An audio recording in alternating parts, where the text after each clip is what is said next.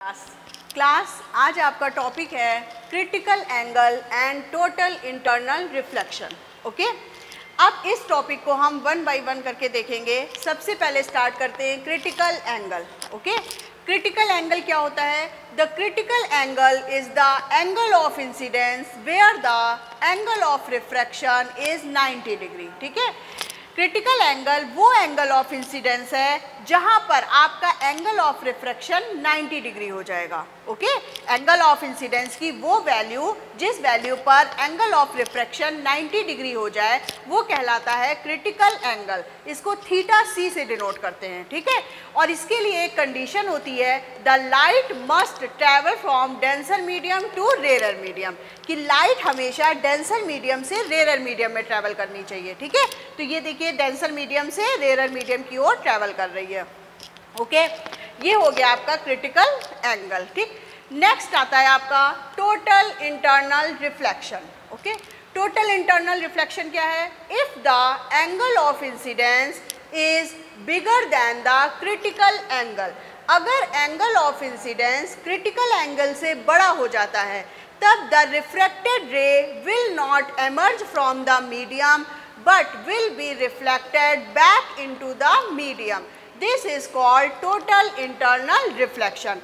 Total internal reflection का diagram ये है। इसकी डेफिनेशन होती है कि जब angle of incidence critical angle से बड़ा हो जाता है, ग्रेटर देन क्रिटिकल एंगल, तब आपकी जो रिफ्रैक्टेड रे है वो दूसरे मीडियम में ना जाकर यहाँ पर रिफ्लेक्ट होकर उसी मीडियम में वापस आ जाती है। This is called total internal reflection. ठीक है, और टोटल इंटरनल रिफ्लेक्शन की दो कंडीशंस होती हैं। फर्स्ट कंडीशन कि आपकी जो लाइट रे है वो डेंसर मीडियम से रेयर मीडियम में ट्रैवल करनी चाहिए, एंड सेकंड कंडीशन कि critical angle of incidence critical angle से बड़ा होना चाहिए। ये दो कंडीशन होती हैं टोटल इंटरनल रिफ्लेक्शन की। देन नेक्स्ट है आपका relation between refractive index and critical angle.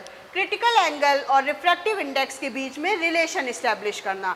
इस रिलेशन को इस्टेब्लिश करने के लिए हम क्रिटिकल एंगल का डायग्राम देखेंगे। ये देखिए, ठीक है, क्रिटिकल एंगल के डायग्राम में जब हम स्नेल्स लॉ अप्लाई करेंगे, स्नेल्स लॉ होता है n equal to sine i upon sine r. ठीक, तो रिफ्रैक्टिव इंडेक्स 2n1, 2n1 इसलिए लिखा कि हमारा मीडियम 2 से मीडियम 1 में लाइट ट्रैवल कर रही है, तो 2n1 equal to sine theta C upon sine R. Sine theta C इसलिए क्योंकि एंगल ऑफ इंसिडेंस यहाँ पर थीटा सी है और sine R angle of refraction. Okay, तो where R equal to 90 degree, angle of incidence जब critical angle के equal होता है तो एंगल ऑफ रिफ्रैक्शन हो जाता है 90 डिग्री। जब आर की वैल्यू 90 डिग्री पुट कर देंगे तो 2n1 इक्वल टू आ जाएगा साइन थीटा सी, क्योंकि साइन 90 की वैल्यू 1 होती है। अब देखिए 2n1 को हम 1 अपॉन 1n2 लिख सकते हैं, मतलब refractive index of medium 2 with respect to medium 1 equal to sine theta C. तो रिलेशन हो जाएगा refractive index of medium 2 with respect to medium 1 equal to 1 upon sine theta C. Okay, thank you.